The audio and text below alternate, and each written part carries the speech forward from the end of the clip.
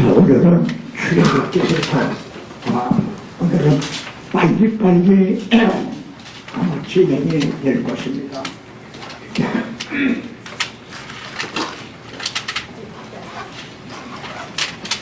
출애굽기는 크게 두 부분으로 이렇게 나누어집니다. 1장부터 19장까지는 애굽을 출발해서 시내산까지 이르는 그런 내용이고요. 두 번째는 시내산에서 약 1년을 머물면서 율법과 성막을 이제 받는 그리고 성막을 세우는 그런 내용으로 되어 있습니다. 제가 전에 우리 동역자들에게 부탁드리기를 각 책별로 한 번 설교를 해봐라, 해보십시오, 이런 권면을 드렸습니다. 출애굽기를 한 번에 설교를 하는 겁니다. 그리고 그 다음에는 또 좀 더 장별로 하든가 이렇게 또 중요한 부분만을 한다든가 하면은 성도들의 성경을 전체 파악하는데 아주 도움이 됩니다. 자, 이거를 연결을 위해서 한 카트 넣은 건데 오늘 아침에 집어넣은 겁니다.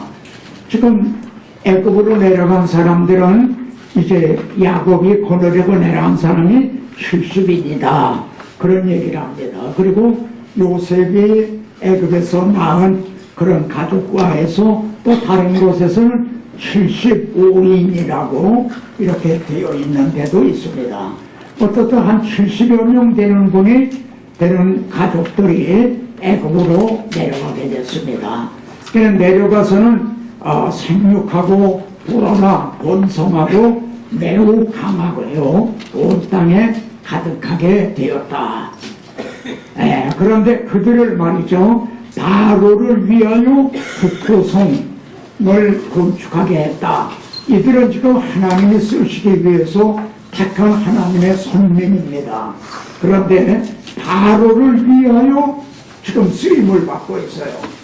그래서 하나님은 내 백성을 보내라, 그들이 나를 섬길 것이라, 이렇게 말씀하는 게 뒤에 나오게 됩니다. 자, 그래서 이들이 자꾸 번성을 하니까 두려워했어요. 그래 삼하들을 시켜서 남자만 죽이라, 뭐 이런저런 걸 하는데 학대를 받을수록 더욱 번성하여 퍼져나가니 이렇게 얘기합니다. 그래, 아들이 태어나거든 너희는 그를 나일강에 던지고, 이럴 무렵에 모세가 태어났습니다.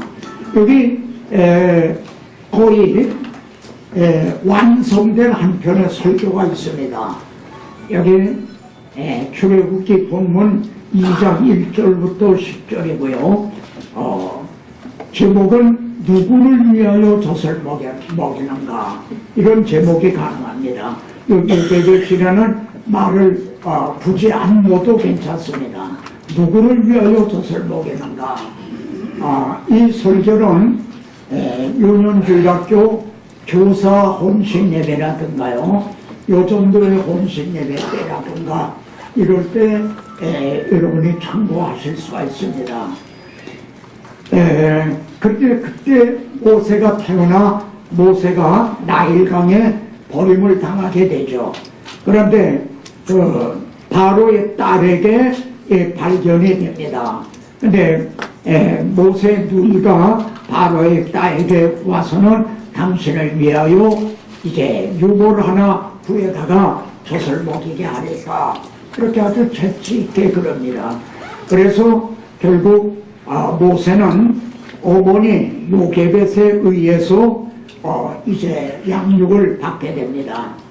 여기 이 제목에 나온 본문이 여기 있습니다. 바로의 딸이 그 유모로 이렇게 불러온 요게벳에게 이렇게를 아이를 데려다가 나를 위하여 젖을 먹이라, 내가 그 삭을 주리라, 이렇게 말합니다. 그러니까 나를 위하여 젖을 먹이라. 그런데 요게벳은 과연 누구를 위하여 젖을 먹였는가? 바로의 공주를 위해서 젖을 먹였는가? 그리고 그가 주는 그가 주는 삭을 바라고 그렇게 했는가? 이 문제는 뭐 벌써 여러분은 통찰력을 가지셨겠지만은 나는 무엇을 위해서 이제 정말 살아가는가? 나는 무엇을 위해서 공부를 하는가? 나는 무엇을 위해서 건강해야 되는가? 예? 이 모든 이러한 우리 자신들의 이 정체성 이걸 묻게 합니다. 나는 나를 위하여 젖을 먹이라. 이 모세 어머니 요셉에서는 정말 누구를 위해 젖을 먹였는가? 그 아이가 자라매 바로의 딸에게로 데려가니 물에서 건져냈다 해서 이름을 모세라 했다. 그렇게 말합니다. 자, 우선 여기에서 생각하게 되는 건 왜 이스라엘 민족이 애굽으로 내려가서 고난을 받게 되었는가 하는 그런 배경적인 것이 설명이 필요합니다. 하나님께서 야곱에게 애굽으로 내려가기를 두려워하지 말아라 이렇게 애굽으로 내려보내셨어요. 내가 너와 함께 애굽으로 내려가겠고 그리고 내려가는 것이 끝이 아니라 반드시 너를 인도하여 다시 올라올 것이며 그래서 애굽으로 내려갔는데 이제 내려가게 되었고 이런 고난을 받게 되었죠. 그럼 하나님의 의도가 뭐냐면 출애굽을 통해서 영적 출애굽을 계시하시기 위해서 난 겁니다. 그런데 그들을 바로를 위하여 북구성 이런 걸 건축하게 했다. 지금 그들은 하나님의 나라 건설을 위해서 택함을 받은 선민인데 바로를 위하여 우리들도 우리 자신을 돌이켜보게 되죠. 내가 그 나라와 그 일을 위해서 지금 택함을 받고 구속함을 받았는데 지금 나는 바로를 위하여 지금 북구성을 건축하고 있는 거 아닌가? 여기 북구성이라는 말 속에는요 이제 나라의 어떤 창고라는 이제 그런 뜻이 되겠는데 그러니까 무기고 라고 하는 이렇게 생각할 수도 있겠습니다. 하나님을 대적하기 위한 그런 오히려 거기에 쓰임을 받고 있다는 거예요. 그래 그들이 학대를 받을수록 더 번성했다. 그래 여기에 내 백성을 보내라. 그들이 나를 섬길 것이라. 지금 바로를 위하여가 아니라 나를 위해서 그들은 쓰기 위해서 하나님이 택한 백성들이라는 그런 말씀이다. 자, 이제 모세가 장성을 했습니다.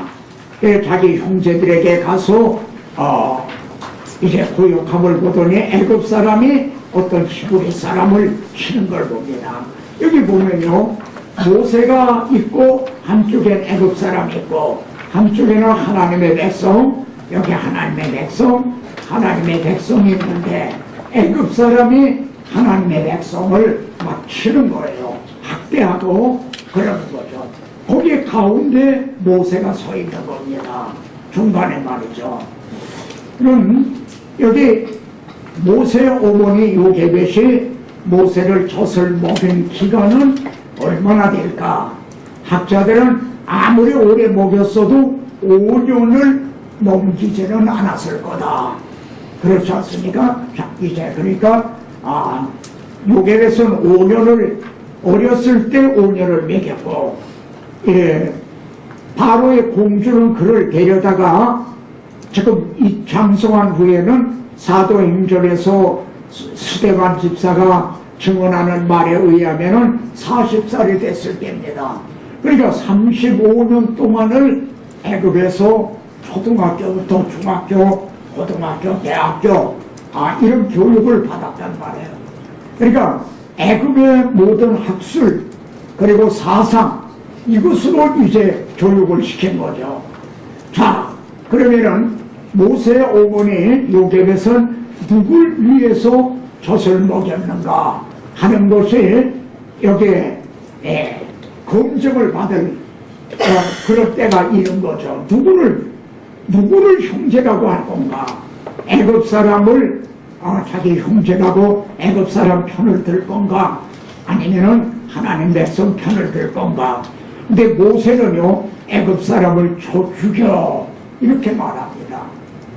이 말씀을 이제 얼른 보면은 모세가 아직 때가 되지 않았는데 자기 혈기로 뭐 이랬다 이런 얘기를 이제 하는데 사실 이거는 그렇게 간단한 것이 아닙니다. 애굽 사람을 죽이는 순간 모세는 어떻게 했죠? 여기 히브리서에서는 이렇게 해설을 해주고 있어요. 믿음으로 모세는 장성하여 바로의 공주의 아들이라 칭함을 거절하고 애굽 사람을 말하자면 하나님 이제 애굽 사람을 쳐주는 순간에 바로의 공주의 아들이라고 하는 명예라든가 출세라든가 부귀영화라든가 이걸 그는 다 던져버린 겁니다. 예를 들어 여러분이 모세의 입장이었다면 어떻게 할까요? 이때 이럴 경우 내가 모세였다면 어떻게 했을까? 과연 애굽 사람을 쳐 죽였을 것인가? 하나님의 백성 편에 섰을 것인가? 대부분은 그저 못 본 척하고 아마 지나갔을 겁니다. 그런데 모세가 애굽 사람을 쳐 죽이는 순간 바로의 공주의 아들이라 칭함을 거절하고 도리어 하나님의 백성과 함께 고난받기를 잠시 죄악을 낙을 누리는 것보다 더 좋아하고, 그런데 여기 더 놀라운 말씀이 나오죠. 그리스도를 위하여 받는 능력이라는 거예요. 그러니까 모세가 받은 모든 고난이 그리스도를 위하여 받은 능력이었다는 겁니다. 애굽의 모든 보화보다 더 큰 재물로 여겼으니 이런 상주심을 바라봄이라. 이 상주심을 바라봄이라는 말씀이 어느 말씀하고 연결이 되죠? 바로의 공주가 나를 위하여 젖을 먹이라. 내가 삭슬 주리라. 내가 그 대가를 주겠다 하는 그것과 결부가 되죠. 바로의 공주가 주는 그 삭슬 받을 위해서 살 거냐, 아니면은 이제 하나님이 상 주시는 이 일을 바라고 살 것이냐.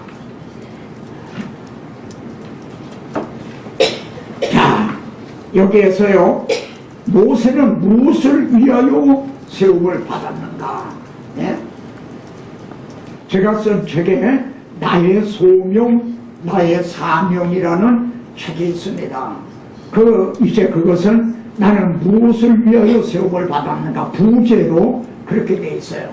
근데 제가 그거 책을 쓰게 된 동기는 주님께서 십자가를 앞에 놓으시고요, 처음에는 이 십자가가 물러가게 해주기를 구하셨으나 그러나 내가 이를 위해서 이때 왔나이다.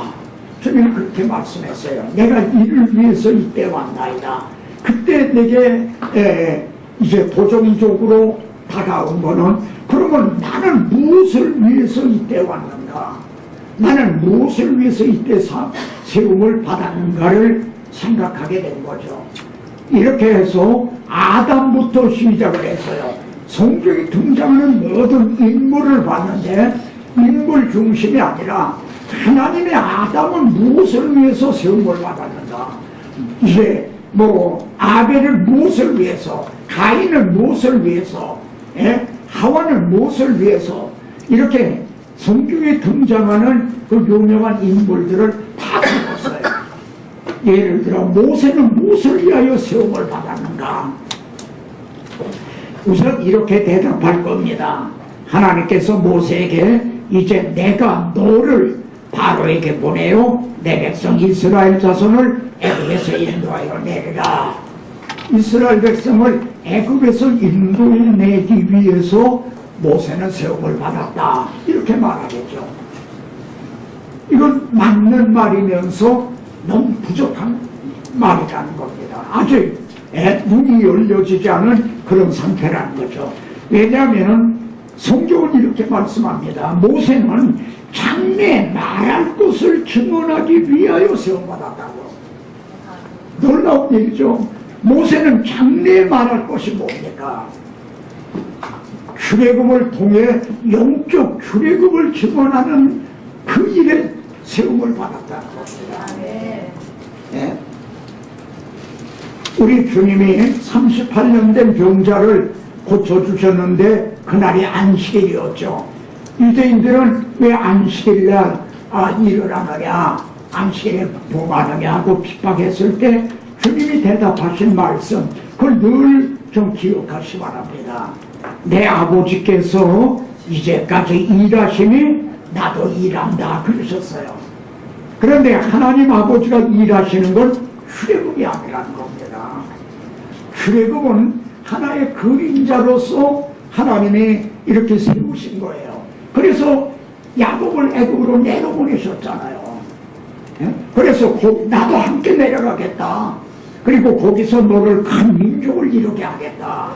근데 내려보낸 것이 끝이 아니라 내가 반드시 너를 다시 불러올리겠다. 출애굽을 시켜주시겠다는 거죠. 이 하나님의 마음. 그러니까 모세도 출애굽을 통해 영적 출애굽을 증언하기 위해서 세움을 받았다는 겁니다. 그러니까 모든 초점이요 예수 그리스도에게 맞춰져 있어요.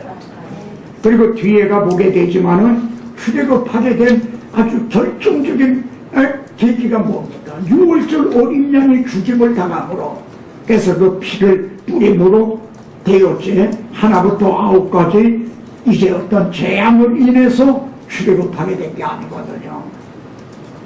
그래 여기에 우리 6월절 양 그리스도께서 희생이 되셨나니라. 바로 모세는 이를 증언하기 위해서 세움을 받았다. 그럼 나는 무엇을 위해서 세움을 받았는가? 여기 모세는 또 이렇게 증언합니다. 내 하나님 여호와께서 너희 중 네 형제 중에 나와 같은 선지자 하나를 너희를 위하여 일으키리니.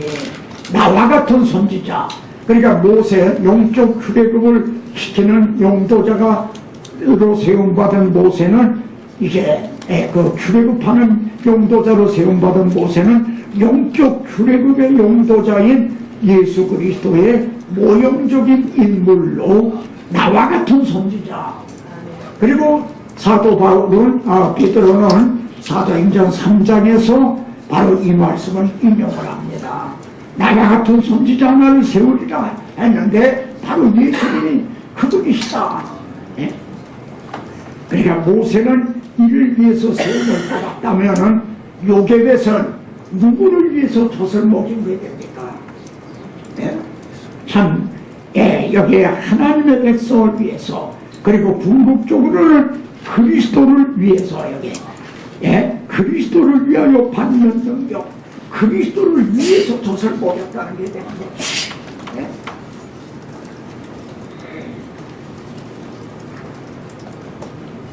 여기 말씀드린 38년 된 병자를 고쳐주셨고, 내 아버지께서 일하시니 나도 일한다 하신, 하나님이 일하시는 건 내가 하리니 하신, 원수가 되게 하리니, 여자의 우선은 이렇게 할 것이요. 요 창세기 3장 15절의 구조가 말해요. 내가 할 것이라 하나님이 하시겠다는 겁니다. 바로 하나님은 이 일을 하고 계시는 거지, 이 출애굽이 아니고, 출애굽은 영적 출애굽에 대한 그림자다. 자, 그러면 그리스도를 위하여 받는 능력이라고 그랬어요. 그럼 그리스도는 주님은 무엇을 위해서 오셨는가? 인자에 온 것은 잃어버린 자를 찾아 구원하기 위해서 왔다. 인자에 온 것은 대성물로 주려함이니라. 그리고 그러나 내가 이를 위하여 이때 왔나이다.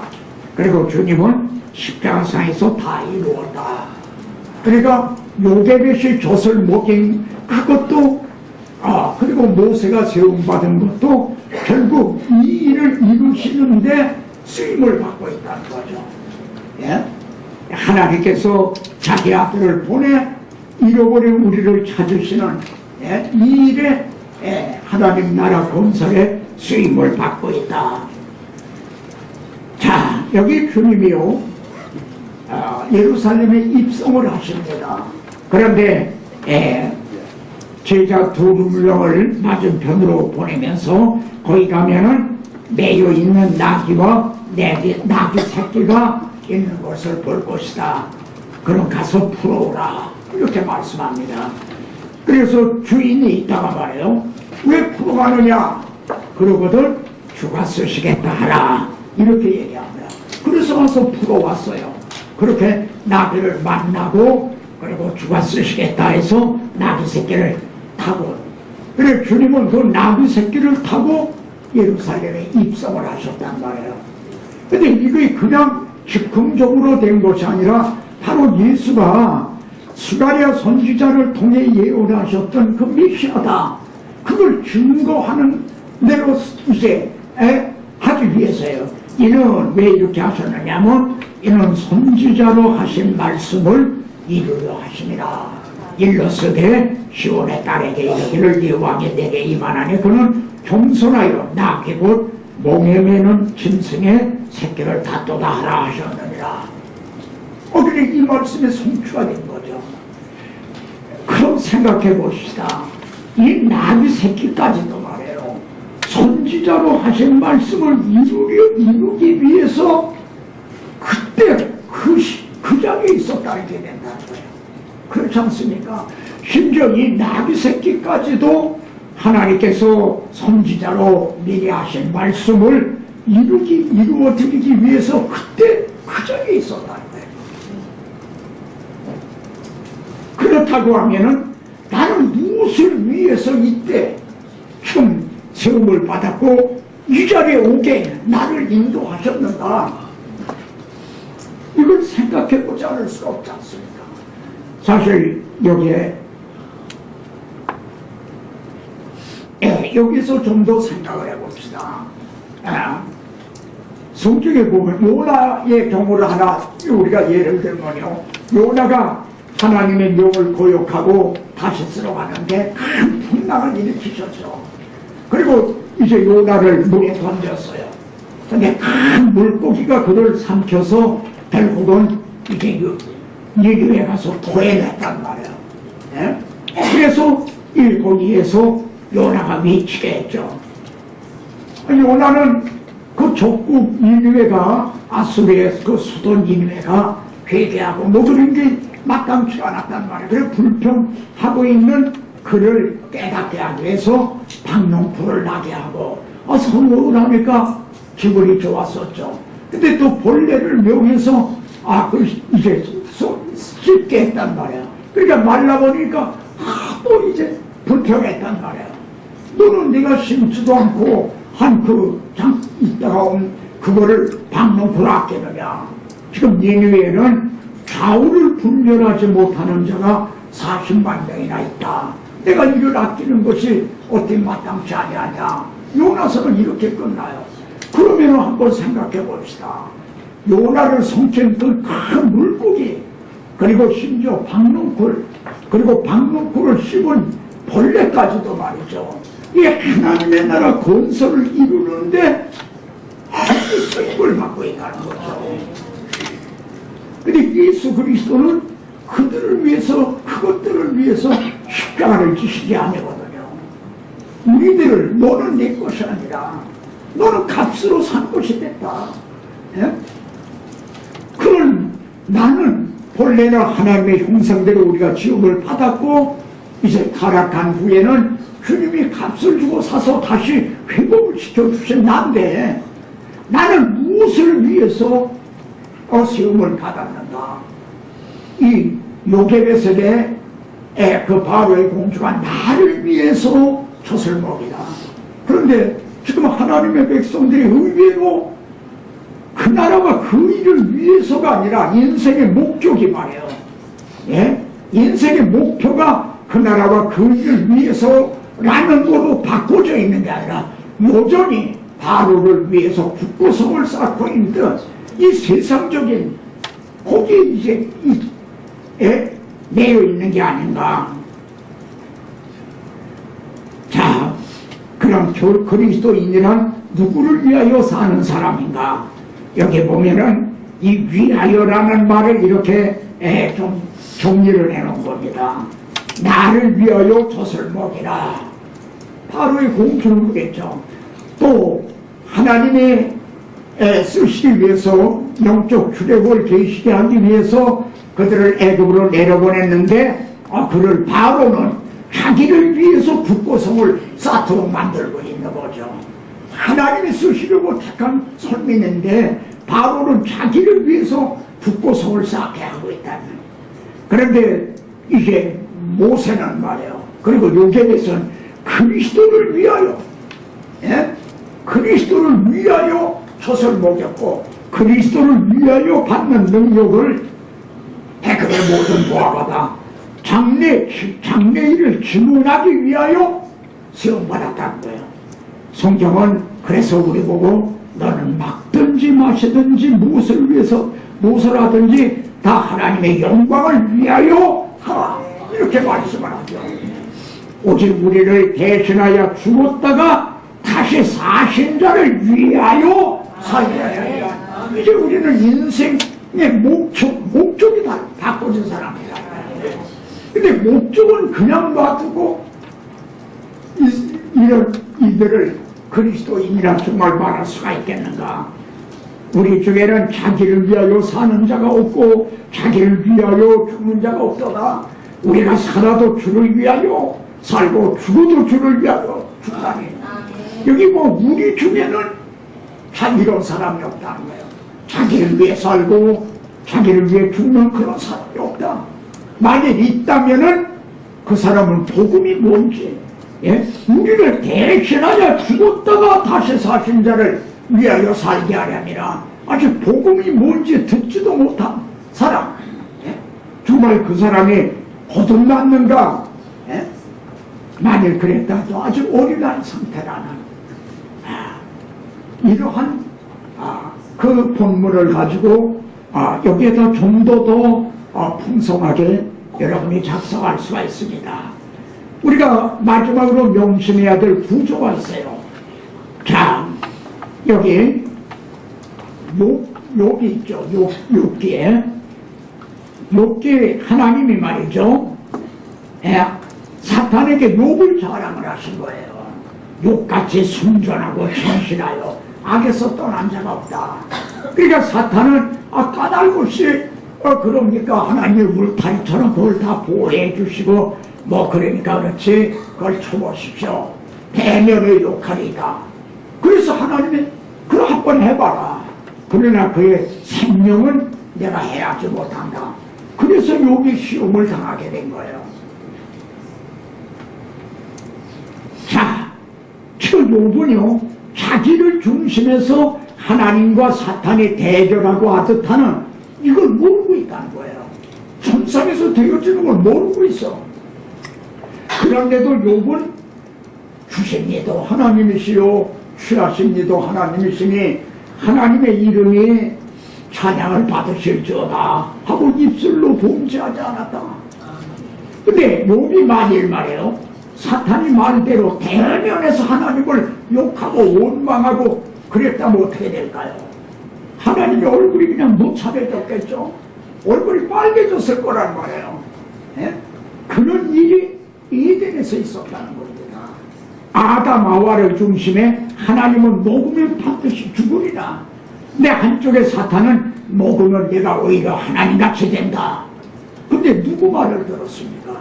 사탄 편을 들은 거죠. 하나님의 이름이 더러워지고 명예가 손상된 거죠. 그래서 내가 나를 위하여 이룰 것이라.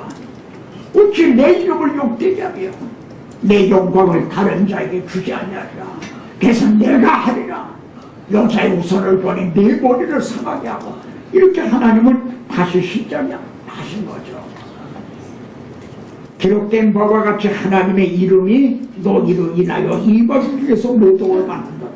지금 이런 구조가 때마다 일마다 이루어지고 있다는 겁니다. 우리는 지금 하늘에서 하나님의 이름의 나를로 인하여 영광을 받으시든지 아니면 모독을 받으시든지 둘 중에 하나지 이것도 저것도 아닌 건 아니라는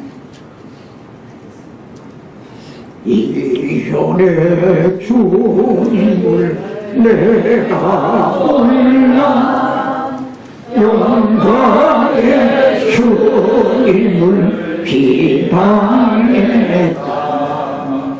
지극한 그네 내게 넘쳐 나를 불러 주시니 고마워하라. 나 받은 talent 돌바른가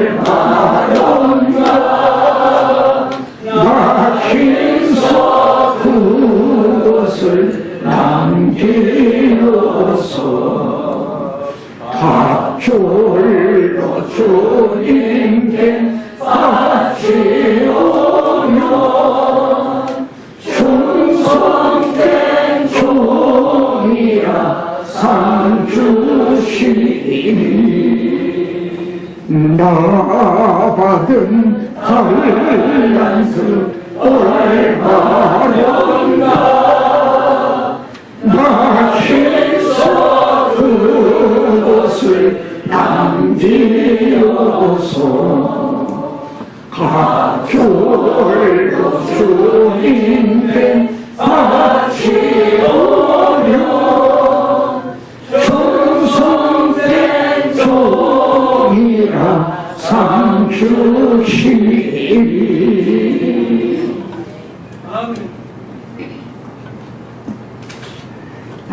자, 이제 출애굽기 2장에 보면요, 하나님이 그 고통 소리를 들으시고 아브라함과 이삭과 야곱에게 세우신 언약을 기억하시사, 그리고 모세를 부르실 때 아브라함의 하나님, 이삭의 하나님, 야곱의 하나님이라 이러십니다.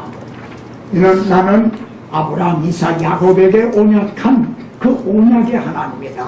그리고 나는 그 언약을 지금 지켜주기 위해서 내가 너를 부른다.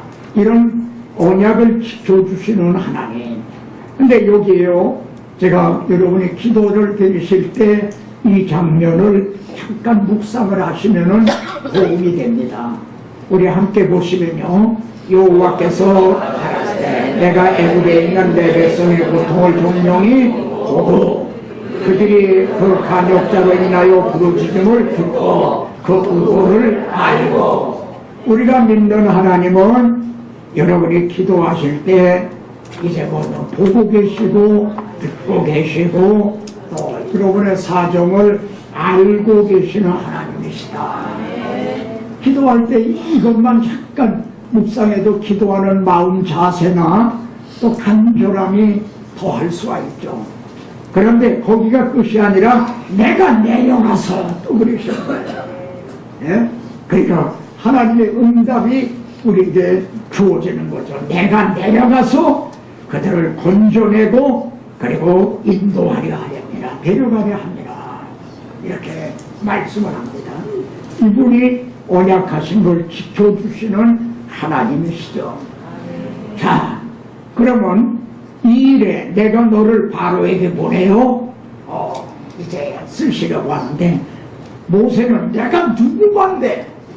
사실 첫째는요, 바로는 애굽 사람을 쳐 죽이고 지금 도망온 사람 아니에요. 지명수배를 받은 사람인데 그가 바로에게로 찾아간다는 게 그런 맥락도 있거니와 사실 바로 모세의 힘으로 그 이스라엘 백성 그 엄청난 민족을 어떻게 그걸 인도해냅니까? 이건 모세만 못하는 게 아니라 그 누구도 못하는 거죠. 내가 하나님은 이르시되 내가 반드시 너와 함께 있겠다. 이건 네가 하는 게 아니라 내가 하는 거라는 것입니다. 그래서 하나님은 지금 아브라함의 하나님, 이삭의 하나님, 야곱의 하나님은 지금 모세의 하나님이 되셨어요.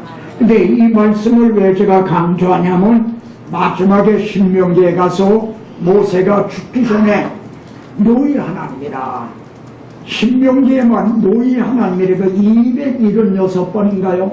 이렇게 나옵니다. 일몬돌션 그럽니다. 노예 하나님이라. 이제 자기와 함께 하신 하나님, 그래서 출애굽을 하게 하신 하나님, 나는 떠나지만 나와 함께 하셨던 하나님은 떠나시지 않는다는 거예요. 이제 너희의 하나님이 되셨어요. 네? 그리고 이 말씀을 신약에서는 그리스도는 오제나 오늘이나 영원토록 동일하시다. 바울과 함께 하셨던 그 주님을, 바울은 떠났지만 주님은 이제 여러분과 함께 하셔서 네? 여러분을 또 바울같이 쓰신다는 겁니다. 이런 것이 연결이 된 말씀이거든요. 내가 반드시 너와 함께 있겠다. 그 말씀은 나중에 여호수아도 같은 말을 합니다. 여호수아가 죽기 전에 노예 하나님이시다. 여호수아 23장을 보십시오. 거기에 그렇게 또 나옵니다. 자, 그러니까 모세는요, 여호와께서 내게 나타나지 아니하셨다 하리이다. 안 믿을 거라는 거죠. 자기 백성들이. 우선 바로가 문제가 아니라 이스라엘 백성들이 하나님이 너에게 나타나지 않았다 할 거다. 그래서 내 손에 있는 게 뭐냐? 지팡이입니다. 그래가지고 지팡이가 뱀이 되고 또 손을 집어넣어라 문둥병이 걸리고 넣으니까 다시 깨끗해지고, 이런 기사 표적이 나타나요. 근데 제가 읽은 거는, 그러나 이거는 하나님이 모세를 보내셨다는 표징이지, 예? 이로 인해서 출애굽하게 된 건 아니라는 겁니다. 그럼 여러분의 통찰력은 지금 어디까지 뻗어나가죠? 예수 그리스도가 이 땅에 오셔서 나와 같은 선지자, 모세와 같은 선지자가 오셔서 많은 기사 이적을 행하셨어요. 그러나 그 기사 이적은 예수가 누구냐? 바로 하나님이 보내신 그리스도시라는 표징이었지, 우리가 구원 얻은 건 그는 기사 이적으로 구원 얻은 게 아니라는 겁니다. 이들이 6월절 어린 양의 피로 구원 얻었듯이 우리도 주님이 6월절 어린 양이 대주심으로 구원 얻었다고 하는, 이거하고 별도가 된 거죠. 그런데도 모세는요, 예? 그냥 말할 줄 못합니다. 또 이제 그렇게 변명을 합니다. 그러니까 하나님이 이제 가라, 내가 네 입과 함께 있어서 할 말을 가르치리라. 이 말씀은 또 주님은요, 이 땅에 오셔서 산산수훈이고 강자에 비우고 선한 사마리아 사람의 그 비우들 많은 주옥 같은 귀한 말씀을 해주셨어요. 귀하고 귀하죠. 그러나 이스라엘 백성이 출애굽하게 된 것이 모세가 말 잘해서 출애굽한 것 같은데, 그렇듯이 우리가 구원 얻은 건 주님의 교훈으로 구원 얻은 건 아니라는 겁니다. 이 점을 드러내기 위해서 제가 이 점이 여기에 얼마나 드러나는가 보시오. 하나님의 마음이요, 내가 내 손에 준 이 점을 바로 앞에서 다 해가라. 그러나 그것 가지고는 안 된다. 그러나 내가 그의 마음을 완강하게 한적, 오히려 하나님이 마음을 강팍하게 한다는 게 보내주지 않게 한다는 거예요. 예? 그가 내 백성을 보내주지 아니하리라. 여기에는 하나님의 마음이 담겨 있어요. 하나님이 출애굽을 통해 무언가를 드러내시려고 그러는가? 바로 6월절 어린 양의 피단 말이에요. 근데 바로가 먼저 보내면 어떡해요? 한 5번째 재앙이나 이때 먼저 보내면 어떡해? 그러면 못 보여줄 거 아니에요. 그래서 내가 그의 마음을 완강하게 했다 라고까지 말씀하고 있다. 그러니까 이 하나님의 마음, 하나님의 원하시는 이걸 우리는 받들어야 되는 거 아닌가요? 네. 이걸 바로 받들어 드려야 하나님이 이렇게 원하시는 이거를 말입니다. 이 바로는요, 이 타협점을 제시해요. 이것도 바로가 재앙이 자꾸 내리자 바로가 모세와 아론에 불러 이르되 너희는 가서 이 땅에서 너희 하나님을 제사를 합니다. 떠나야 되는 애굽을 떠나야 되는데 이 땅에서, 그리고 섬기는 사람이 우리 중에 없나요? 여기 타협해서 그럼 좋다, 도장을 찍었단 말이에요. 이런 사람들이 있다는 거죠. 또 두 번째 타협하는요, 너무 멀리 가지는 말라 이거야. 줘서 여기에 또 도장을 찍은 그리스도인들도 있어요. 너무 멀리 가지는 말라. 나중에는요, 또 양과 소는 머물러 두고 그런 거예요. 이렇게 되면은 이게 물질은 그대로 머물러 두고 가니까 소돔 고모라 성에 말이에요. 노새 아내처럼 그 미련이 계속 잡아다니고 있단 말이에요. 또 여기에 타협을 한 그리스도인들도 있다. 여기 하나님은 이렇게 말씀합니다. 내가 손을 쳐서 돌림병으로 너와 네 백성을 쳤더라면 내가 세상에서 끊어졌을 것이나. 이건 무슨, 왜 여기에 사입이 놓여 지게 됐느냐면 바로를 굴복시키기 위해서 10가지 재앙이 필요했느냐 이거예요. 아니 바로 하나 굴복하는데 하나님의 예를 들어 뻔치가 약해서 10번을 때려야 KO가 됐느냐 이거예요. 그건 아니잖아요. 이걸 통해서 보여주시는 게 있는데 하나님은 내가 조명병으로 내가 쳤더라면 단방에 한 방에도 내가 세상에서 끊어졌을 것이다. 그런데 15절에 있잖아요. 근데 16절에 뭐예요? 내가 너를 세웠으면 바로도 세우셨다는 거예요. 나를 무엇을 위해서 세움을 받았는가? 바로까지도 하나님이 세우셨다는 거예요. 뭐를? 나의 능력을 내게 보이고 말하자 어떻게 해서 출애굽을 하게 됐는가? 온 6월절 어린 양의 피로 말미암아 되게 됐다는 이거를 드러냈는데 수임받고 있다는 게요. 바로도 말해요. 그러니까 바로가 미리 보내질 않아. 못하게 하는 이를 통해 이해가 충분히 되시죠. 그러니까 여기에 하나님의 마음이, 하나님의 원하시는 것이 우리에게 기대하시는 바가 뭔가 판단할 때 되고, 우리가 뭘 기도할 때 하나님이 이걸 기뻐하시는가, 하나님의 뜻을 바로 받드는 것이 되는가. 근데 우리는 지금 엉뚱하게 남의 다리를 걷듯이 그러고 있는 거 아닌가. 이 안타까움 때문에 여기 출애굽에 대한 겁니다. 한 가지 제약을 내린 후에야 보내리라. 하나님은 그걸 알고 계시잖아요. 이 한 가지 제약이 바로 6월절 어린 양을 통한 말하자면 장자를 치는 그 제약입니다. 그래서 모세에 대했을 때 바로에게 들어가라. 그의 마음과 신하들의 마음을 내가 완강하게 하면, 내가 아직까지 그렇게 완강하게 한 건 왜 그러냐 하면 나의 표징을 그들 중에 보이기 위해서다. 내가 보이려는 이 표징이 있기 때문이다. 이렇게 말씀하는 거예요. 그리고 내가 애굽에서 행한 일들, 내가 그 가운데서 행한 이 표징을 내 아들과 내 자손의 귀에 전하게 하려 합니다. 이거 잊지 않게. 그래서 그들은 6월절을 계속 이렇게 지켜요. 바로 이거를 보여주기 위해서 하나님의 야곱을 애굽으로 내려가기를 두려워하지 말라 하고 애굽으로 내려간 목적이 이거다. 그러니까 여기 표시된 대로 출애굽을 하는데 한 가지부터 9가지 재앙으로 된 게 아니라 이 한 가지 표준, 여기에 초점이 맞춰져 있다. 이걸 드러내느라고.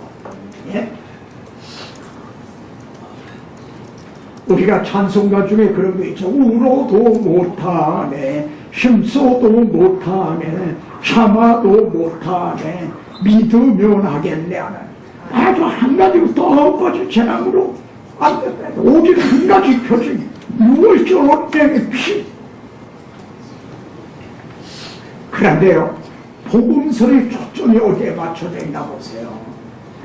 복음서도 마태, 마가, 누가, 요한도 한결같이 6월절에 맞춰져 있어요. 이게 성경의 일관성. 근데 왜 이걸 우리가 못 보고 있는가? 왜 이걸 외면하고 있는가 이거야? 너희 아는 바와 같이 이틀이 지나면 6월절이라 인자가 십자가에 못 박기 위해 팔려오리라. 이틀이 지나면 유월절도 무교되리라. 예? 그리고 주님은요, 내가 이 고난받기 전에 너희와 함께 이 유월절 먹기를 원하였노라. 그냥 한 번 원하신 게 아니야. 원했다. 여기에서 첫 번 유월절이 언제죠? 출애굽하던 밤이었습니다. 그럼 마지막 유월절이면 이때가 마지막 유월절입니다. 그리고 이날은 그림자로 지켜내려오던 이 유월절이 실체인 그리스도로 바꿔지는 개혁의 날이었어요. 히브리서에 그 개혁이라는 말이 나오죠. 개혁할 때까지 맡겨둔 것이라. 이 유월절은 실제로 개혁할 때까지 맡겨둔 거예요. 근데 지금도 유대인은요, 패삭이라고 해가지고 지금도 유월절을 지키고 있어요. 그러니까 그들은 지금 꿈꾸는 자는 거죠. 네? 꿈을 꾸고 있는 거죠. 네? 여기 요한복음에도 유월절 전에 예수께서 자기가 세상을 떠나 아버지께로 돌아가실 때 네개 복음서의 초점도 자꾸 유월절에 맞춰져 있다는 거예요. 네? 그러면 이렇게 하시는 하나님의 마음이 우리가 뭘 증거하기를 원하시는가? 그것은 분명해지는 겁니다. 여기 유월절 양을 말이죠. 예, 이게 해서는 잡고, 유월절 양은 살아있는 양이 아니에요. 그걸 잡아야 돼. 그리고 피를 뿌리고, 여기 이걸 집어넣은 거요. 유월절 양이 죽임을 당해 피를 흘렸지 않습니까? 피도 흘렸어요. 예? 그런데 그것으로 끝난 게 아니에요. 피 흘린 거로 끝난 게 아니라 그 피를 뿌려야 되네. 뿌려야 된다 이거야. 근데 그 피를 흘려준 거는 유월절 양이 죽임을 당함으로 흘려줬어요. 근데 피를 뿌리는 거는 우리가 해야 될 일이에요. 근데 어떤 사람이 그 대문에 왜 피를 뿌려? 그리고 안 뿌렸다면 어떻게 해요?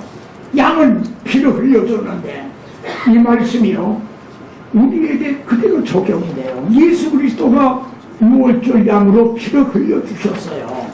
이거 주님이 해주신 거예요. 근데 피를 뿌리는 거는 우리가 해야 돼요. 여기 보세요. 곧 하나님 아버지가 미리 아심을 따라 성령에 거룩하게 하심으로 순종함과 예수 그리스도의 피 뿌림을 얻기 위하여 택하심을 받은 자들, 피 뿌림을 얻기 위해서.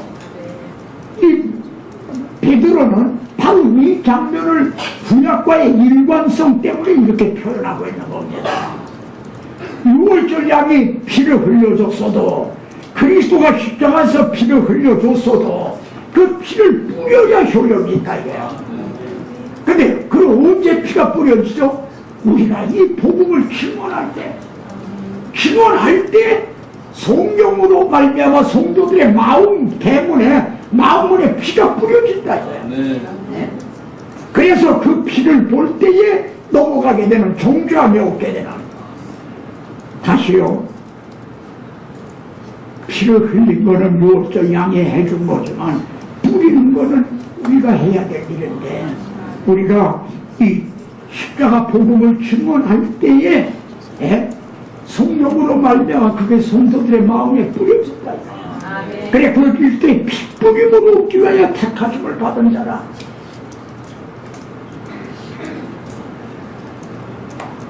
그래서 하나님이 그 피를 보시면 여호와께서 그물을 넣어보시고, 자, 어떻게 복음을 이 이상 어떻게 더 설명할 수가 있나?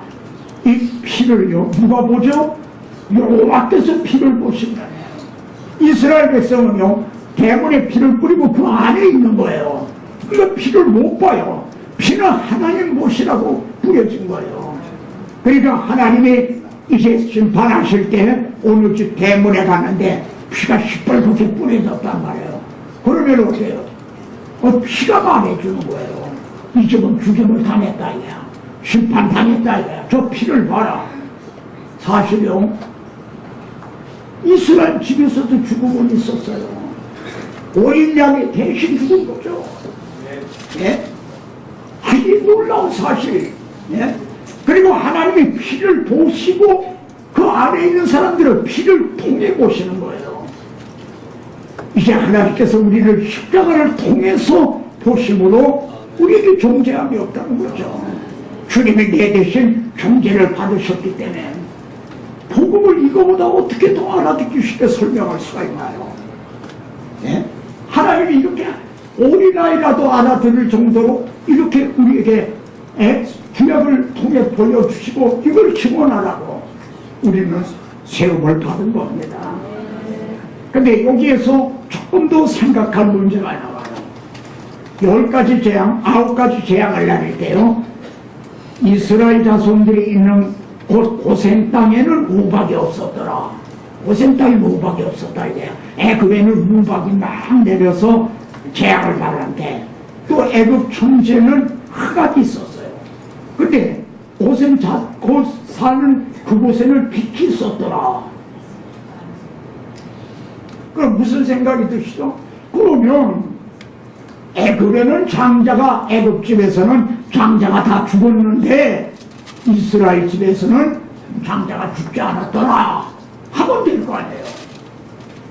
근데 왜 어린 양을 잡아서 피를 대문에 문설주에 뿌리고 그리나 그러셨는가? 에? 왜 그러신 것 같아요? 그 대답이 여기에서 구할 수 있어요. 그러면 어떠하냐? 우리는 나오면 이스라엘 백성은 낫단 말이냐? 하나님 앞에서 그들은 죄인 아니란 말이냐? 애굽 사람들만 죄인이고 이스라엘 사람은 죄인이 아니란 말이냐? 지금 그 말을 하고 있는 거예요. 그럼 어떠하냐? 우리는 나오냐? 결코 아니라 유대인이나 헬라인이나 다 죄 아래 있다고 우리가 이미 선언합니다. 애굽 사람만 하나님 앞에 죄인이 아니라 이스라엘 백성들도 죄인이에요. 근데 이들이 하나님의 백성이 되기 위해서는 내가 너희를 속량하여, 이걸 구속이라고 그냥 놔두면 더 좋은 것 같은데요. 개혁은 구속으로 된 걸 개정에서는 속량이라고 그랬는데 속량이 더 쉬운 단어인가요? 내가 너희를 구속하여 너희로 내 백성을 삼고, 죄값에 팔린 자가 하나님의 백성이 되려면은 구속을 통해서만이 가능해진다. 이게 신구약의 일관된 진리예요. 이스라엘 백성도 6월절 어린 양의 피로 구속해서 하나님의 백성이 된 거예요. 물론 그건 그림자인 거죠. 실체에 대한 그림자. 네? 이해가 되셨는가 모르겠어요. 그래서 그가 우리를 대신하여 자신을 주시면 모든 불법에서 우리를 속량하시고 구속하시고, 그래서 우리를 깨끗하게 해서 소란일에 열심하는 자기 백성이 되게, 하나님의 백성이 되는 길은 이 구속을 통해서, 내 죄값을 대신 담당해 주신 구속을 통해서만이 된다는 진리는 신구약을 통해 일관된 진리다.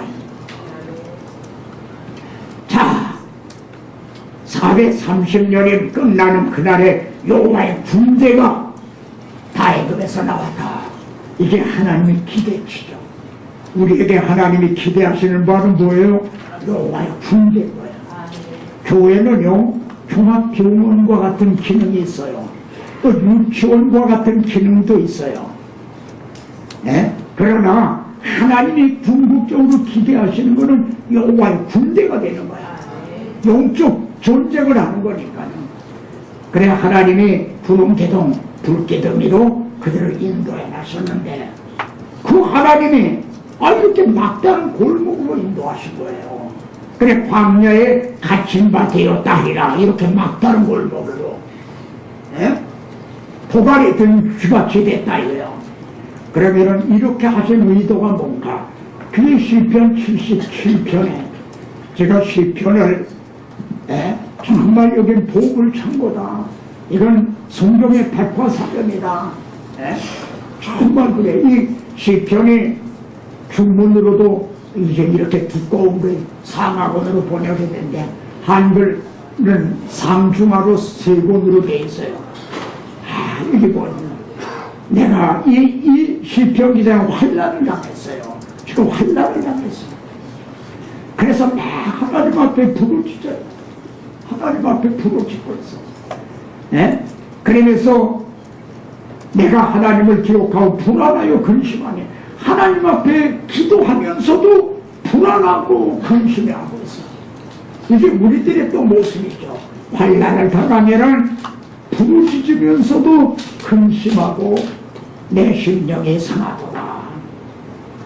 불을 붙이지 못하게 하시니 밤에 잠도 못 자네. 그러면서 영원히 버리실까? 다시는 은혜를 베풀지 아니하실까? 그리고 이 국리 저 국리 풍상을 떨고 있는 거죠. 예? 이게 계속 풍상을 떨고 있는 거예요. 그러다가요 여기 보시죠. 또 내가 말하기는 나의 잘못이라. 자기 잘못을 깨달았어요. 그럼 이 시편기자의 잘못이 뭐죠? 기존자의 오른손에 해. 기존자는 지극히 높으신 하나님, 오른손은 가장 능력을 상징하는 하나님이 가장 큰 능력을 베풀어 주신. 이가 뭘 깨달았어요? 자기의 환난만 생각했지 하나님께서 행해주신 기존자의 오른손에 우리에게 베푸신 큰 능력, 이거는 생각 안 했다 이거예요. 이해가 되세요? 네? 자기의 발뒤에 떨어진 그 불 환난만 생각했지 하나님께서 행해주신 그 기존자의 오른손에 이걸 생각 안 했다 이거예요. 그러면 묻습니다. 구역교회에 행해주신 기존자의 오른손의 해가 뭐죠? 그리고 신약교회에 행해주신 가장 큰 능력은 뭐죠? 구약교회는요 출애굽을 시켜주신 거예요. 430년이나 애굽에서 종살이하던 그들을 6월절 어린 양의 피로 해방시켜 주시고, 그리고 바로의 군사가 막 쫓아오는 이제 그들을 홍해 바다를 갈르셔서 자기 백성은 안전하게 인도하시고 추격해오던 바로의 군사는 몰살을 당하요. 그 사건이란 말이에요. 바로 이걸 생각한 거예요. 아, 내가 내 환난만 생각했지 하나님께서 이렇게 주대금을 해주시고 홍해를 육지같이 건너게 해주신 이거를 생각 안 했다. 이걸 생각하게 되면 어떻게 되죠? 해답이 나오는 거죠. 왜? 하나님이 이렇게 큰 일을 해주셨다면 내가 지금 당하는 작은 일도 능에 합력하여 소를 이루어 주실 것을 믿게 되는 거야. 아멘? 근데 이걸 생각 안 하고 궁리만 하는 거야. 그러면 점점 깊이 빠져들어가는 거야. 네? 그래서 여기 보세요. 여호와의 일들을 기억하며 주께서 옛적에 행하신 귀한 일을 기억하리이다. 그걸 비로소 생각한 거예요. 네? 주의 모든 일을 작은 소리로 읊조리며 성경을 낭낭한 소리로 성경을 읽기도 하고 말이에요. 그걸 행사를 낮은 소리로 되뇌이다. 또 그걸 암송하기도 하고 소리를 내서 말하기도 하고요. 그러다 보니까 어떻게 됐죠? 부르짖으면서도 불안해서 잠도 못 자고 괴로워하던 저리 뒤척하던 그가 하나님이여 주의 도는 극히 거룩하시오니 하나님과 같이 위대한 신이 누구로니까. 와, 이렇게 하나님을 찬양하게 된 거죠. 이것이 우리가 시련을 극복하는 비결입니다. 네? 그래서 자기가 이 귀한 일을 기억하며 기억하리이다 읊조리며 한 것이 이 내용이에요. 하나님이여 그때 물들이 주를 보았나이다. 이 물이 뭐죠? 호흡바다죠. 하나님의 백성들은 홍해 바다를 보고 있어요. 근데 홍해 바다는 앞에서 불기둥으로 인도하시는 하나님을 보고 있는 것이죠. 하나님의 백성은 하나님을 못 보고 물만 바라보고 있는데 물들은 주를 보았나이다. 물들이 주를 보고 두려워하며 그래서 주의 길이 바다에 있었고 하나님이요 주의 길이 바다에 있었다는 거예요. 만일 하나님이 주의 길을 바다에 있었고 주의 고든 길이 큰 물에 있었으나 그렇게 예비하시지 않았더라면 어떻게 됐겠어요? 이스라엘 백성이 조금은 더 갔겠죠. 홍해가 아니었다면. 그러나 바로의 군사는 마차를 타고 추격해와 금방 잡히고 그 자리에서 막 죽임을 당하고 남은 자를 끌려가고 했겠죠. 주의 길이 바다에 있었고 주의 고든 길이 큰 물에 있었으나 주의 발자취를 알 수 없고 이걸 누가 알았느냐. 주님 내 길 예비하시니 이걸 누가 알았느냐. 이렇게 하신 걸 누가 알았느냐. 이걸 묵상하는 거예요. 이렇게 주신 하나님이시라면 내가 지금 당하고 있는 이 작은 환난도 능히 합력의 손을 이루어주시고 주의 백성을 양떼같이 모세와 아론의 손으로 인도하셨나이다. 하나님이 그래서 이렇게 하시기 위해 아주 막다른 골목으로 인도를 하신 거죠. 이렇게 막다른 골목으로 의도적으로 그렇죠. 우리들요 때로는 앞에는 홍해가 놓이고 뒤에는 바로의 군사가 쫓아온 듯하는 진퇴양난을 만날 수가 있고 현재 만나고 계시는 우리 형제도 계실지 모르겠습니다. 그러나 자기 아들을 우리들의 지존자의 오른손에 뭐예요? 자기 아들을 아끼지 않으려고 내려주시니 이게 지존자의 오른손에 있죠. 예? 자, 우리의 지존자의 오른손에 하는 건 뭐예요? 자기 아들을 아끼지 않으려고 내려주시는 하나님. 그리고 우리들의 길은요, 하나님의 예비해 놓으신 길은 홍해가 아니에요. 여러분, 홍해가 갈라지기를 사람들은 바라죠. 그런데 하나님은 어떻게 하세요? 그 길은, 우리들의 길은요, 우리를 위하여 휘장 가운데로 열어놓으신 새롭고 산 길이요. 1500년 동안이나 막혀있던 출애굽기에 그랬던 휘장을 자기 아들의 육체를 찢으심으로 휘장을 열어주셔서 하나님께로 나아가는 길이 열려졌단 말이에요. 어느 길이 커요? 홍해가 그런데 우리는 홍해가 갈라지듯 하는 기사 이전만 바란단 말이에요. 하나님의 행해 주신 우리를 위해서 휘장 가운데로 열어놓으신 여기 시편 84편에는요 죽기 힘을 얻고 그 마음에 시온에 데려가는 자는 복이나이다. 이 길이 마음에 있다는 거예요. 여러분 이걸 벌써 의인분에 속한 건 아닙니다. 이건 구약이 아니라 이건 신앙이라는 복이라는 거예요. 시온의 마음에 데려가는 자는 복이다. 내가 길이요 진리요 생명이라 하신 예수 그리스도를 영접한 여러분은 마음에 시온의 배도가 있다는 걸 믿으시기 바랍니다. 마음에 시온의 배도가 있는다. 그들이 때로는 눈물 골짜기를 지나갈 때 때로는 눈물 골짜기를 통할 때 내가 사매의 음침한 골짜기를 향할지라도 때로는 그럴 때가 있어요. 그러나 그들은 힘을 얻고 더도 나아가 시온에서 하나님 앞에 각기 나타납니다. 기업고 꼴이 난다는 거죠. 네? 우리들이 지존자의 오른손에 자 출애굽을 하셨어요. 시내산까지 오는 그 전에 무슨 일이 있었는가? 두 가지 사건이 일어나요. 출애굽을 해서 시내산 율법 시내산에서 율법을 받기 전에 두 가지 큰 일이 일어나는데 이게 또 그림자예요. 하나는 만나고요, 하나는 반석을 두 생수가 생겨나게 한 거예요. 근데요, 이 만나는 뭘로? 요한복음 6장에서 이것이 만나는 실체로 나타나죠. 나는 하늘에서 내려온 산떡이니 너희 조상은 광야에서 만나를 먹어도 죽었거니와 요한복음 6장에서 실체로 나타나요. 그리고 반석은요 7장에서 명절 끝날 그 큰날에 주님께서 위에 큰 외쳐가라 이르시기를 누구든지 목마르거든 내게로 와서 마셔라. 예? 나를 믿는 자는 성경이 이룬 것 같이 배서 생수의 강역이야. 또 이거는 요한복음 7장에서 성취하돼요. 네?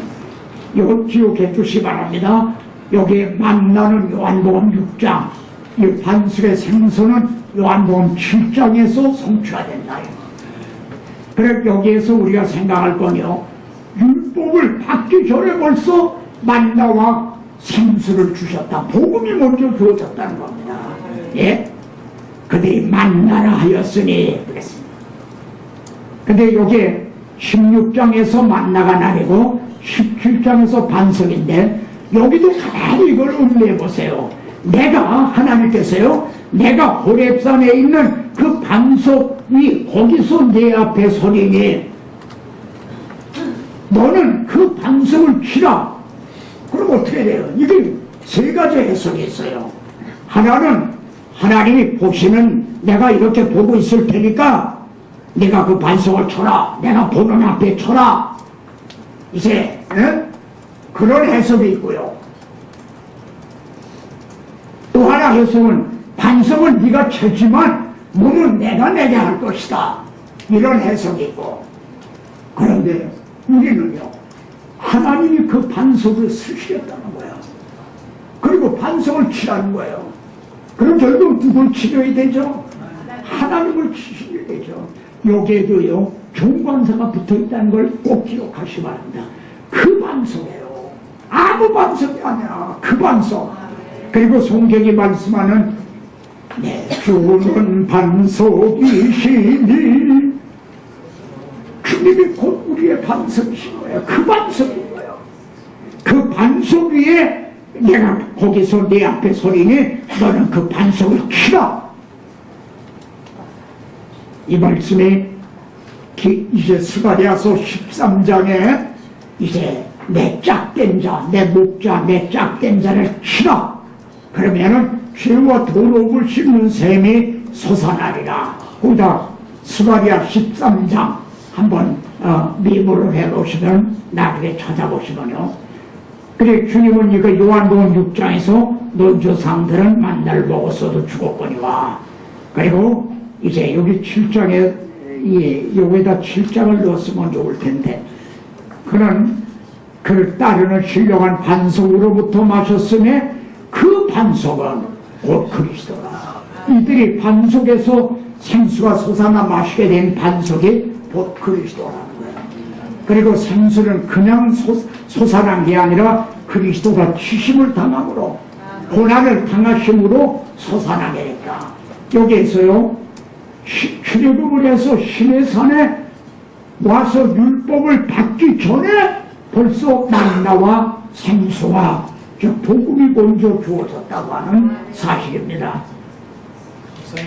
목사님 쉬셨다가 예. 책도 보시고. 예, 잠깐 휴식을 하시고